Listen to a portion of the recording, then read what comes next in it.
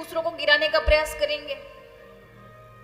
आपको लगता नहीं है कई इतनी ईर्ष्या में जले होते हैं कि अगर बगल वाले की बिल्डिंग ऊपर जा रही है तो सोचेंगे इनकम टैक्स वाले कहां मर गए महाराज, यहाँ पे काय को ना छापो पड़ रहा हो, ये कैसे आगे बढ़ रहा है।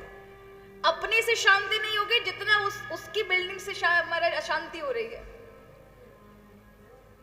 आज इंसान इसलिए दुखी नहीं है कि उसे दुख है, इसलिए दुखी है कि ये काय को बढ़ रहा है।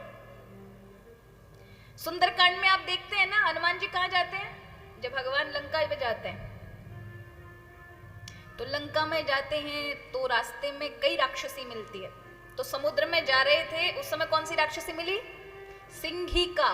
क्या करती थी, छाया को पकड़ लेती थी और छाया से खींच लेती थी।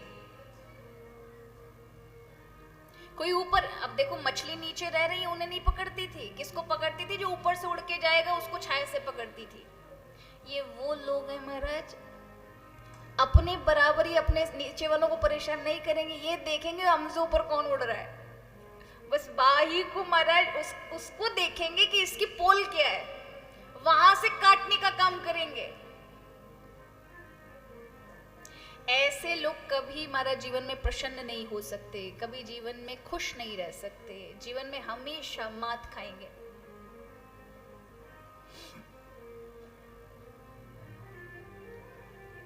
और इसी वजह से व्यक्ति दुखी होता है।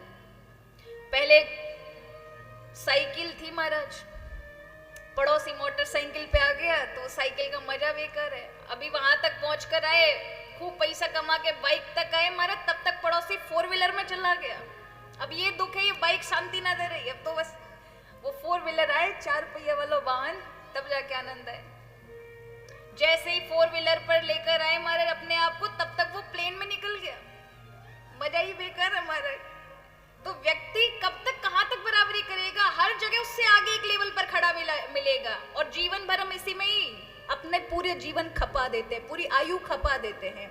और ये प्रतिस्पर्धा कभी रुकती नहीं है, ये हमेशा बढ़ती मिलेगी। आप जब भी आगे बढ़ोगे आपसे 10 कदम आगे एक और दिखाई पड़ेगा।